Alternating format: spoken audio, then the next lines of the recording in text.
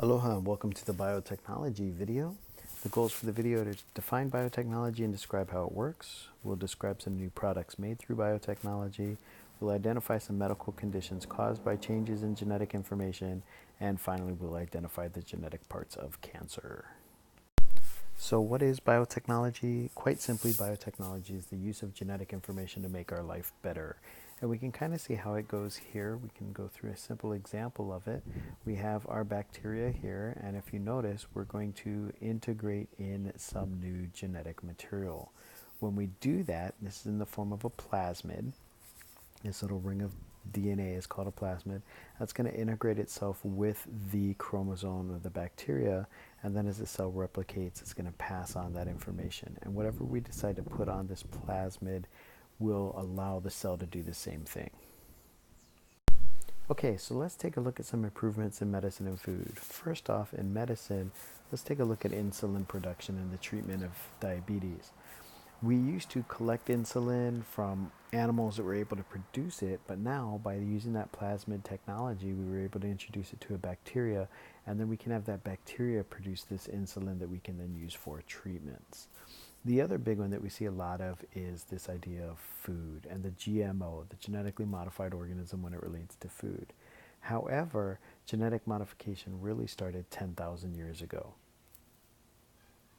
That's when we started to domesticate plants and animals, and through selective breeding we could choose what we were trying to get, what we wanted, what was the end product, and that's what we bred for.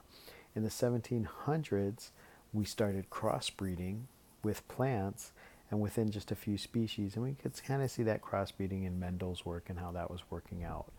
In the 40s and 50s, we started to see about introducing genetic variation into the gene pool of plants. So by this point in time in history, we had a fundamental working idea of genetics and heredity, and we were starting to use that information to start making plants a little bit different.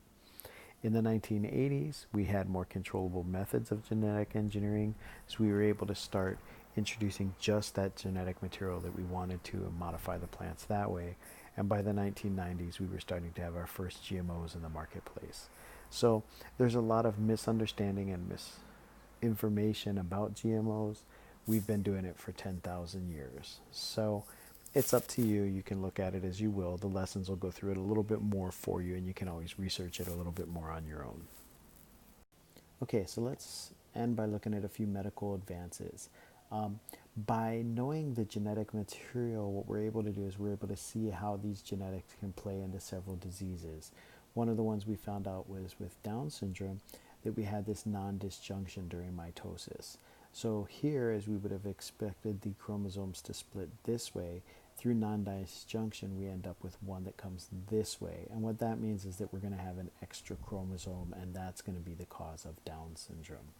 We also have advanced in the field of cancer research, and we found out that a lot of cancer is genetic in nature and how we respond or how our cells are going to respond to this.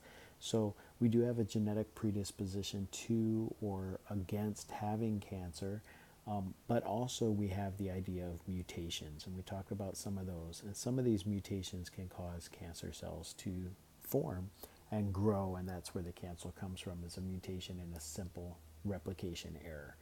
So that's it for our video on biotechnology. As always, enjoy the lessons, and I hope you do well on them, and I will see you in the next video.